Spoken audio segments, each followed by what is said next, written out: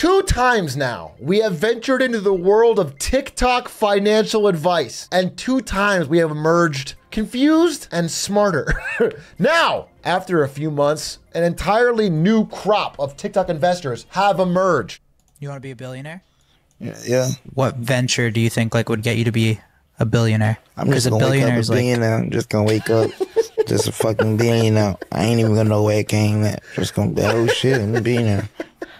That's lit. You want to be a billionaire? That is lit. And what I like about it is there's not a lot of annoying work involved. Just wake up a billionaire. The reason I'm including this as the first one is because this is probably the most reasonable example of all of the clips we'll see today. I'm sure this guy, the real Brian Mark. You ever see a white guy with 2 first names? You know that guy is gonna sell you something really, really trustworthy. I spent the last $7,500 I had in my bank account to hire one of my first mentors. And that literally left me with no cash, so I got a tattoo of a boat burning on fire right after I made that investment. This was to signify that I was burning the ships and there was no way back. After I bought the course, I spent the next 14 days doing 12 to 14 hours per day of studying the course and taking action so that I could grow my business. 2 weeks after I spent every dollar I had in my bank to hire the mentor, I made my first $5,000 sale. Then I went out and I got a phoenix tattoo emerging from the ashes of the flame to signify the fact that once I burned the ships, I was able to emerge as a new beast. In other words, please buy my course. Yeah, the guy sells the course. What's funny is he spent so much more time explaining what his tattoos meant than what he sold. Also, last thing, in the course of this story, he spends $7,500 on a course, buys 2 tattoos, and makes $5,000. So he lost $2,500 in order to gain 2 tattoos. What are we thinking, TikTok investors? Might fuck around and get a $5,000 loan at a 6 to 7% interest rate, pay it off over a year, $100 a week repayments to put it all into Bitcoin, enter around 63K and sell it around 80 to 120K. This is gambling with borrowed money. There is no issues with this. This is a brilliant idea as long as you 100% are confident that Bitcoin over the next year will go up to 80 to 120K. If you don't know that, then what you're doing is borrowing money that you don't have to make a bet. If Bitcoin goes down, you still owe the money plus the interest. Then you're gonna have to sell that Bitcoin at a loss to pay some of it back. But what if it hits $1 million? Well, then you're set. So 50-50, you know? You're either rich or you're not. If you trust anyone with his haircut, you deserve what's coming. I haven't seen this one. Also, this pose. I think Warren Buffett invented this. All right, let's see what we got. Rent a home or buy a home? Which one should you do? Buying a home, you're paying off your own equity every month. Renting a home, you're paying off someone's mortgage. And then you could take out that initial equity, buy another home, and now you have 2 homes. Or I guess you could just rent for the rest of your life. Everybody dressed like this on TikTok tells you that if you ever get a house, the first thing you should do is get into more debt to get more houses. None of them conceive of a world where house prices ever goes down or where you can't rent the house out for more than the mortgage. Those are real risks. Those can happen. They're happening to Airbnb busters all over the country. The cost of renting versus buying varies by area, and there's plenty of places where renting is so much cheaper that you can take the extra money you're saving and either invest that or pay down debt somewhere else and make more money than you would buying equity in a house. You know, this is a common thing people say, and it sounds good because it's simple, but it's not 100% true. You actually can profitably rent. If you have bad credit, you may end up with a loan like this. Do y'all want to know what is worse than my Tahoe payment? My husband drives a 2020 GMC AT4 Sierra 1500. We bought it in August of 2022. Financed it for $78,000. He still has a remaining balance of, I think it's $72,000 or $74,000. His payments are $1,600 a month. So y'all thought my $1,400 Tahoe payment was bad. His truck payment is $1,600 a month, with an APR of 14%. So yeah. $3,000 combined they're paying on car loans for 2 gigantic gas guzzling cars. Just understand the stress that puts on you. Just to have a car that you can flex with. But the thing is, with a house at least, this is kind of fucked up, but at least with a house, generally, the price of a house goes up over time. So you take out debt, you buy it, but the thing you bought is at least increasing in value. With a car, you're taking out debt, buying it, and it is decreasing in value the second you drive it off the lot. And you're still paying more and more in interest. It's just racking up. The less financing you do, the better. A cheaper car is gonna make up for it in peace of mind. Too bad he didn't buy his truck for him. I did. So yeah, I messed him both up. Oops. So maybe we should just let his truck get repossessed and keep the Tahoe. Okay. Or maybe we should just let them both go back because we have the Audi now and don't need Peter. That's hype. You gotta have the Audi. You gotta have the Audi with the Tahoe in the truck, dude. You gots to. Here comes retail. Oh, it's probably about crypto, which is, again, mooning generally right now. And right when crypto starts to rise, that's when the average person goes, wait a minute. I have this fear of missing out. I now own 100 million sheep coins. So if it gets to a penny, I got $1 million. So it's looking pretty good. So what's crazy is it might happen. You know, what's she at right now, dude? I don't know. Not quite, honestly. Depends on when she bought, but she could be up big. That's how crazy it is. I think the hardest part of being a crypto investor is determining which dog stock you want to guaranteed get rich in. There's so many options and they're all guaranteed to go to the moon. This was at $100. It has gone up $67 in 24 hours. Do not believe anybody. Everybody doubted Dogecoin and thought it wasn't going to amount to anything, and now look at it, almost 20 cents. Whoa. This 3.8 million. Get it now before it goes up more. It is constantly steadily going up. Do not listen to these people saying it ain't going nowhere. It's going. It's happening now. $60 overnight. Thought y'all said it won't go do nothing. You know what? I kind of like this guy's energy. I'm not a hater, bro. I think if it's like $100, people punt more than that in Vegas. I'm not trying to be Mr. fucking Debbie Downer here. I don't give a shit if somebody wants to put a little bit of fun money on a Shiba coin. What makes me sad is when people like say, oh, this is what I'm going to bet my life savings on. Just know what you're getting into. Bet money you can afford to lose. This is something you'll hear about too. I've been seeing more of this, which is about selling options. Hear me out. 100K cash in a brokerage account is equivalent to a salary of $72K a year. Selling options at 1.5% per week will get you there. That's the power of being an option seller. I don't really want to do this whole breakdown. All I'm telling you is that people will talk about selling options, which is basically it's selling a contract to someone else that pays off if a certain unlikely thing happens. What this type of strategy is called, is picking up pennies in front of a steamroller. What you're doing is getting small amounts of money for something that is unlikely over and over and over until the unlikely thing happens and it completely wipes you out. The pennies are not free. This is 1,001 days in the life of a Thanksgiving turkey. It's a good way to think about selling options. It is not for a retail trader at all. However, a way to earn a little extra money while you're doing that is simply don't pay taxes. I used to work with this guy that doesn't file taxes. He never has, and he never started. I asked him why. He said, if I don't file, they'll never know. I'm like, dude, they're going to catch you. He's like, how are they going to catch me if I don't remind them that I exist? I don't think they're going to catch him, dude. He's been doing this for 25 years. Wow. I will say 25 years is pretty impressive. They can come after you for back taxes, though, is the thing. If they ever get you at any point, it's all tumbling down. How will they find him? His system makes no sense because employers just send the information to the IRS directly. The IRS definitely has a file on him, unless he's getting paid under the table for everything. Maybe they owe him money. How would they owe him money if he's never paid taxes?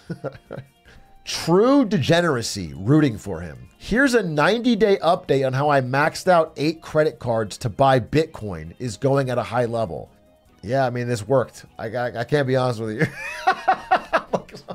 The stress of this would eat me alive. If this was all my money, unrealized, I mean, he hasn't sold yet, so he hasn't actually made anything. Bitcoin could go down and ruin this whole thing, or it could keep going up and keep making him money. But technically right now he could sell all the Bitcoin, pay off all the debt, and have made basically 27K. which is incredible. I'm not going to say it never works. This worked so far. Realistically, you could, for example, sell your kidney on a black market, get a few $1,000s, double that in Vegas, double that on DraftKings, double that on Dogecoin, and then put that all into Bitcoin, and then suddenly you're sitting pretty once that moons. You know what I'm saying? It's a possibility. I just don't know if I'd always advise it unless you buy my course on TikTok. But there is a risk-free investment. I'm taking it as a joke, but there is a risk-free investment you can take. Good defenses on both sides of the ball. And so if you look at a team total, although it seems low at 60.5, I'm going to go under there. You know what? Some would call this wagering, gambling. I think the way you sold this, no, I think what it is risk-free investment. That's the way to look at it. Aaron, positive way. Aaron Dolan from ESPN bet with the. I have to add that to my soundboard. That's fucking incredible. Yes, dude. Yes. It is risk-free investment. Did it hit? Did you guys know? It hit. It's risk-free, baby. It fucking hit. God, sports gambling is such a great and reliable way to make money consistently over time. There occasionally are consequences. In 2020, I actually signed up for over 15 bogus small business loans. And since I'm already going to jail, it's time to tell my side of the story. Now, this scam started out like any other good scam. An error from the government, an opportunity for me. There was a form that you could fill out online, and it would ask you 3 questions. It would ask you, do you own a small business? You would check yes. Then it would ask you if you want $10,000. You check yes. And then it would say, do you promise you own a small business? And then you check yes again, and boom, 10,000 bucks. Now, this process was like taking candy from a baby. So once I got the 10,000, I did the right thing, and I told everyone I knew about. Now, at first, people were skeptical. They said, Drake, what do you mean you just answered 3 questions and then $10,000 appears in your account? But I assured them it was legit. So next thing you know, I was signing everybody up. I was taking their information, signing up for this loan, and then I was giving them 50 out of the $10,000. And until things went wrong, like really wrong. And to be honest, no problems really occurred until they realized that, hey, maybe this Drake guy isn't a trapdoor salesman. I'm just glad I got to come on here and tell my side of the story. It's been real, and I will see you in 3 to 6 years. Jesus Christ. This guy's so honest. I can't even be so mad at him, especially because so many richer people than this guy did basically the same thing with much bigger loans than $10,000 during all the PPP and ERC fraud and got away with it scot-free. I pray to God there is some sort of retribution for them as well, not just this guy who pushed it so far and got so egregious they had to catch him. I can't even talk about getting mad. I hate ERC. I hate PPP.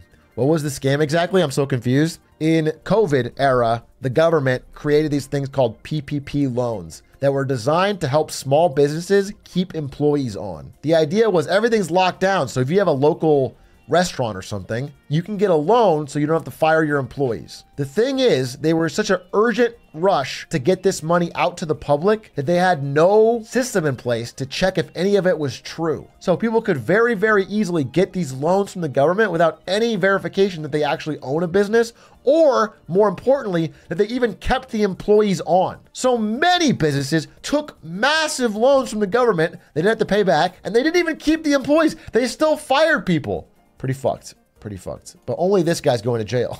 You know what I'm saying? Your time learning international business. Go international and learn business. I studied international business. All right. And then my international business professor had never been overseas. He said, fuck this shit, I'm out. And I became an international business entrepreneur. So, you want to learn international business? Start doing business. I'm not going to learn it from a motherfucking textbook. Are you wasting your time learning international business? Damn, actually fucking Giga Chad. I assume this guy has a course. The Join Capital Club. Business. Go international and learn business. Why are you learning international business? Go international and learn business. That's how does this have 173,000 likes, bro? I'm losing it. I'm losing it. What about this guy? I was offered $40,000 by my family to go to high school my senior year. But I said, nope. I'm going to bet on sports instead and start my journey. About 3-4 years ago, I had to decide, am I going to go to high school and finish off, or am I going to stop doing... Bro, not even college, it's high school. By the way, what kind of parents offer you 40 grand to finish high school? That's crazy. Am I going to stop doing that, and am I going to start working, becoming an entrepreneur, following what my brother was doing, betting. You are not an entrepreneur for betting on sports. You're not starting a small business, bro. You just took the money and put it on the fucking under. That's not entrepreneurial. You can't just walk into Vegas, put it all on red, and say I'm an entrepreneur. That's not what it fucking means. A couple years later now, There's always a I made the car. right decision because I could have gotten a $40,000 car. This mindset is so fucking warped. It's so cooked, dude. This kid has so much privilege. I mean, this kid has such rich family. To offer him a fucking BMW to finish out high school, and he's talking about how his hard work and entrepreneurial spirit and hustle, and all he did was sports bet off of money that he was given. That's fucking awesome. We don't even know if he bought this. This could be fucking leased to own. He's probably paying a massive car payment on this shit to flex as he fucking scrambles to the debt from losing the sports bets. Follow your dreams. Go look at your paycheck. It's not at least 100 grand a month. You got work to do. A lot of you guys jack off all day. Seriously, I mean, like, you guys just bullshit all the time. Greatness comes from doing mundane shit that average people can't keep doing. It's not all fucking sexy and fired up. It's staying consistent, doing the shit you need to do over and over and over and over. Everybody told me what's fucking possible. Fuck everybody. I called my own shots. I'm not a crowd pleaser. I fucking destroyed it. Doing what? What is the mundane shit you're doing to get $100K a month? That's crazy. I want you to know that I'm operating a pretty successful YouTube channel, got a pretty good Twitch channel. You add it all up, it's not $100K a month, bro. What are people doing to make that? You gotta be fucking Kai Cenat or the Mr. Clean here. By the way, is his company named Elliot, or is this like just his name Elliot on his shirt? Other side of it, this guy. Welcome back, everyone, to another Finance Friday. So this Friday, we are total $67,080.90 in credit card debt. It went up a little bit from last week. You guys, the interest is what kills me. I get charged like $400 in interest a week. The balances went up a little bit. Or no, I actually paid the Bank of America Red and the Bank of America Silver. So the balances went down a little bit. But then the Capital One, we got charged like $400 in interest. Dude, that's so many fucking sources of debt. You got 3 different Amex cards. Over its $14,000 limit, and obviously a $477 payments due. Amex on the 20th, I don't know what we're gonna do about that because we got our car payment due on the 28th too, so it's like, and then the insurance due on the 29th, which is a lot of money, so we're gonna have to put the insurance on the Sally Mae credit card, which only has a $3,000 limit, and you guys, I'm stressing. Let's see what I've spent so far in February. I mean, I want to respect this guy's attempt, you know, once you're 67K and now you have to put bills for like insurance on a credit card, that's so high interest. The one thing I want to say is this really hits the point of like stress, dude. If you're going to buy something with debt, just understand, like, just make a calculation of what the stress of the payment will be down the road. Like, factor that in at least. So far in February, I spent $156 on gas, $255 on food, $107 on my storage unit rent, cell phone $13.49, interest, see the interest, $429.43. Bro, this is like the U.S. government's. It's like fucking education, military, Social Security, interest, dude. I am applying to new jobs, so we might have new income coming. So fingers crossed. I'm gonna see about that. But yeah, let's go back to the debt. Well, I feel for this guy. This guy seems a little late to be self-aware, but is self-aware now and is trying to get it down. I mean, this is such a deep hole to climb out of. I don't know what your income is. But again, credit card default rates are rising pretty rapidly. I do think like these companies kind of fucked up by, do you know what I'm saying? This is why I feel like there's some sort of credit event brewing. A lot of these loans are so bad. Like, this guy can't pay this back, and they've given him credit he shouldn't have access to. And I think that's why companies like Amex Platinum allow you to pay later. They want to keep this shit rolling. They don't want to have a default event.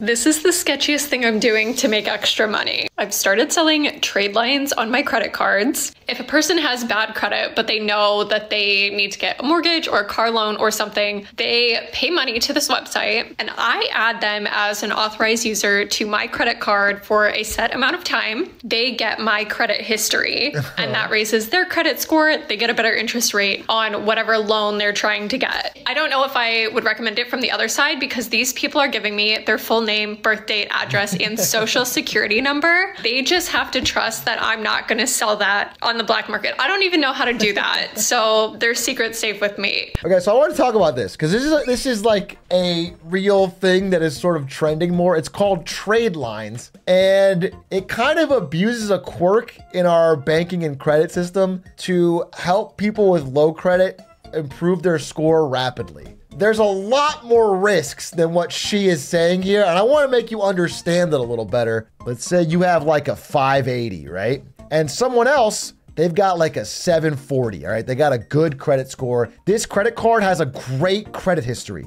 What you can do is you can go to your bank and say, I want to add an authorized user to this credit card. And you add this stranger you've never met to your credit card. And so their score jumps up really fast. Now they can qualify for better loans or whatever. The weird thing is they have to give you all of their information, like their social security number and their name. And you have to call your bank and be like, this is my friend, or this is my aunt, or this is my cousin. Your bank is going to notice very quickly that you are adding a bunch of random unauthorized users from across the country. And very likely, what they will do is cancel your card. And when your card gets canceled, you take a big credit hit. So your 740 might drop down to 700 or 680. This is probably the most common output. They don't get a copy of your credit card. They can't spend your money. They're not gonna like buy things and not pay. However, they are now added in the bank as an authorized user. So if this guy is shady, if they're like a bit of a social engineer type person, they can call your bank and do all sorts of shenanigans to, one, either get access to some of your data or get a copy of the card sent to them. And if they get that, then you're fucked. Then they can start spending literally your money. So it's generally not worth it for such a small gain, but there are people that have harvested all of these slots. The last risk is that right here, there's actually a middleman. And these websites are very shady. You have to give them all your personal info, and if they get hacked or if they decide to sell it to make extra money, all of a sudden all of your shit is sold on the black market. This is one of the biggest problems. I just want you guys to understand trade lines and why this woman is kind of pitching you a false bill of goods. This is bad, all right? Finally, very finally, last one. We have top gotta be close. I have 70% up.